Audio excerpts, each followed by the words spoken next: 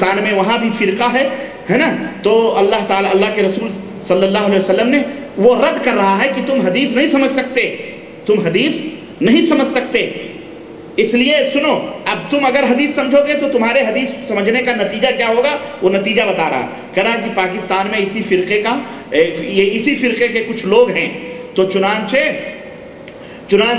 انہوں نے حدیث پڑھی کہ جب پیشاب اور پیخانے کے لیے بیٹھو تو مشرق اور مغرب کی طرف اپنے چہرے کو کر لو، مشرق اور مغرب کی طرف اپنے چہرے کو کر لو۔ تو یہ فرقہ پاکستان میں موجود ہے، چنانچہ ان کے گھروں میں ان کے جتنے بھی سنڈاس روم ہیں سب کے کیا ہے، سنڈاسوں کے چہرے جو ہے مشرق اور مغرب کی طرف ہے۔ کہنا وہ کیا چاہ رہا ہے، کہنا کیا چاہ رہا ہے کہ یہ حدیث پاک نبی صلی اللہ علیہ وسلم نے مدینے میں بتلائی، اور مدینے میں کہ اپنے پیشاب اور پیخانے کے وقت اپنے رخ کو مشرق اور مغرب کر لو، پورب اور پچھم کر لو، مطلب یہ ہے کہ قبلہ مدینے میں دکھن طرف ہے۔ قبلہ مدینے میں کس طرف ہے، بولو، دکھن طرف یعنی جنوب کی طرف ہے۔ مدینے کا قبلہ کس طرف ہے، معلوم ہے کہ نہیں معلوم، جنوب کی طرف ہے۔ تو وہ کہہ رہا ہے، اسی لیے اللہ کے نبی نے فرمایا کہ اے مدینے کے لوگوں، تم اپنا چہرہ پیشاب پیخانہ کرنے کے لیے مشرق اور مغرب میں کر لیا کرو، جنوب یا شمال کی طرف نہ کیا کرو، کیونکہ قبلہ سمجھے۔ تو کہہ رہا کہ یہی اہل حدیث پارٹی کے لوگ تھے، بڑے حدیثوں کے سمجھنے والے، اردو پڑھ کر کے حدیث سمجھے، کہنے لگے جی ہمارے پاکستان میں بھی مشرق و مغرب ہوگا کیونکہ نبی نے فرمایا ہے کہ مشرق و مغرب، تو تم حدیث ایسے سمجھو ہمارا حشر ہو۔ میں نے کہا اس کا باپ یا یہ خود بھنگی کا کام کرتا ہوگا اور پاکستان جا کے وہاں کے لوگوں کی کھڈیاں صاف کرتا ہوگا، اہل حدیثوں کے پیخانوں کی، جبھی تو اس کو اتنا علم ہو گیا بھائی کہ بھائی پیخانے پاکستان میں اہل حدیثوں کے جو ہے پورب اور پچھم کی طرف بنے ہوئے ہیں، ورنہ کس کو کیا معلوم کہ پیخانے کا رخ کی۔ اور اسی طرح کہتے ہیں کہ ایک ایسے ہی 2 کتاب پڑھ کر کے اردو پڑھنے والا آدمی تھا، اردو پڑھ کر کے اپنے آپ کو کہتا تھا کہ یہ میں اہل حدیث ہوں، کہ ایک حدیث پڑھی اس نے، حدیث کیا پڑھی، حدیث پڑھی کہ اللہ کے رسول صلی اللہ علیہ وسلم نے فرمایا کہ نماز پڑھو بالسکونی والوقاری، اللہ کے رسول صلی اللہ علیہ وسلم نے فرمایا جب نماز پڑھو تو سکون اور وقار کے ساتھ پڑھو۔ اب اس کی جہالت میں ابھی بتاتا ہوں آپ کو اس مولوی کی۔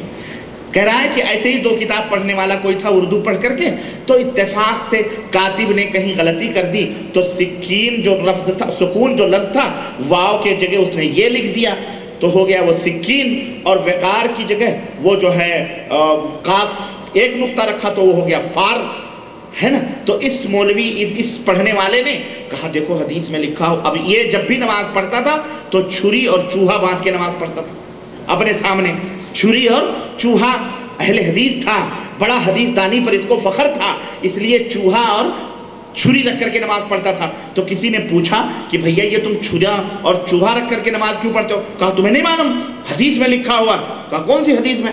کہا دیکھو حدیث میں لکھا ہوا ہے۔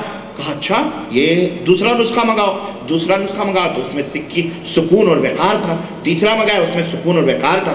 کہا بھائی اللہ کے نبی نے تو فرمایا سکون اور وقار سے پڑھو، اور اس میں تمہیں سکین اور، کہا سکین مانے چھری، فار مانے چوہا، اس لیے میں باندھ کے پڑھتا ہوں۔ کہا یہ ہے ان کی حدیث دانی کا عالم کہ یہ لوگ حدیث۔ اب ذرا سوچیں، ایک طرف کہہ رہا ہے کہ یہ اردو پڑھ کر کے عالم بن گئے، اور دوسری طرف ان بیچاروں کے اوپر آنے عربی کے دے رہا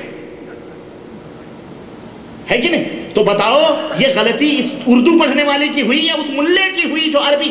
میں کہتا ہوں اعلیٰ حضرت آپ جیسے عربی پڑھنے والے، اردو پڑھنے والے نہیں، کیونکہ ترجمہ تو مولوی کرے گا، تو آپ ہی لوگ ترجمہ کرتے ہوں گے، آپ جیسے مولوی کہ سکون کو سکین بنا دیں اور وقار کو وفا فار بنا دیں، آپ جیسے جاہل لوگ جب پڑھیں گے اور حدیثوں کو لکھیں گے تو بیچارے وہ 2 کتاب اردو پڑھنے والے اور آپ جیسے ترجمہ کرنے والے جب ترجمہ کریں گے وہی سکون کے بجائے چھری اور فار کے بجائے چوہے اور وقار کے بجائے چوہا لکھو گے تو بیچارہ وہ اردو پڑھنے والا کیا کرے گا؟ وہ تو اسی کے مطابق عمل کرے گا نا۔ تو غلطی اس اردو پڑھ کر سدھرنے والے کی ہوئی یا اس مولوی کی ہوئی جس نے یہ حدیث پاک کو غلط لکھا؟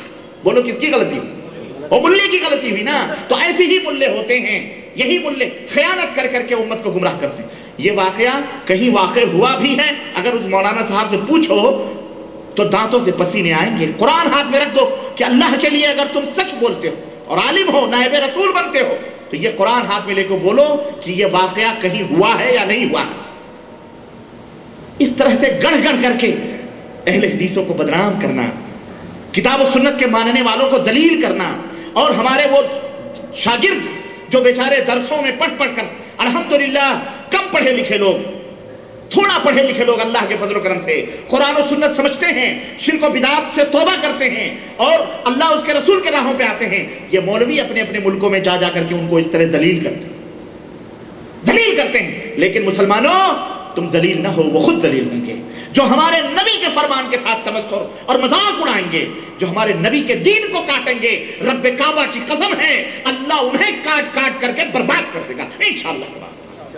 اس لیے تم کبھی پزمردہ نہ ہو، تمہارے حوصلے کبھی پست نہیں ہونے چاہیے، اور یہ آنکھ کھول کر کے سن لو، آنکھ کھول کر کے دیکھ لو، اور دل کے سینے کھول کر کے سن لو کہ اس دنیا میں اگر کوئی حق کا داعی ہے، اگر حق کی طرف دعوت دینے والے لوگ ہیں، تو وہی جماعت ہے جو کتاب و سنت کی طرف لوگوں کو دعوت دیتی ہے۔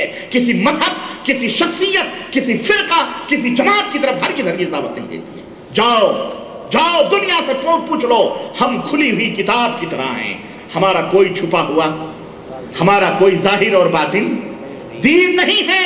ہمارا وہ دین جو ظاہر ہے وہی دین باطن کا بھی، الحمدللہ۔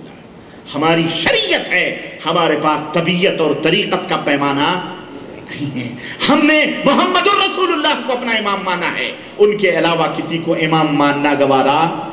ہاں، جاؤ دنیا کی کسی بھی عدالت میں چیلنج کر دو، دنیا کی کسی بھی، اور میں امت کو یہی دعوت دیتا ہوں کہ میرے نبی کی امت کے لوگوں، کوئی اعلیٰ حضرت نہیں، اعلیٰ حضرت حضرت محمد الرسول اللہ، نبی صلی اللہ علیہ وسلم تو حضرت محمد ہو ہیں، اور 14 صدی کا یہ مشرک مولوی اعلیٰ حضرت۔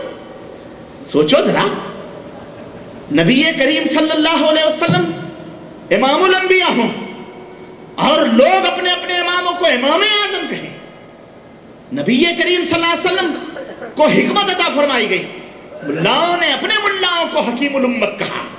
استغفر اللہ، تف ہے ایسی حکمت پر جو امت کو لعنت کے اندر ملوث کرے، جو امت کے اوپر لعنت کا سبب بنے۔ ایسی حکمت کو ہم جوتے کی نوک پر رکھتے ہیں۔ حکمت حضرت محمد الرسول اللہ صلی اللہ علیہ وسلم، یعلم الکتاب والحکمہ، جو کتاب و حکمت کی درس دیتے ہیں، وہ کون ہیں؟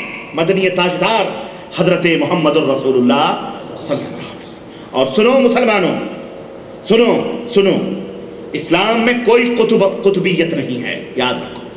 اسلام میں کوئی قطب نہیں، کوئی غوث نہیں، کوئی وتد نہیں، نہ کوئی اوتاد، نہ کوئی حبیب، نہ کوئی نجبہ، نہ کوئی اتقیہ، نہ فتقیہ، کچھ نہیں۔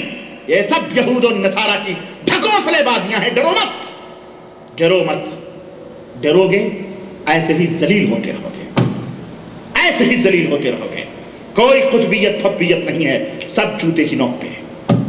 اسلام میں جو محمد الرسول اللہ صلی اللہ علیہ وسلم نے جو شریعت نازل کی ہے، اس شریعت میں کہیں قطب کا نام و نشان موجود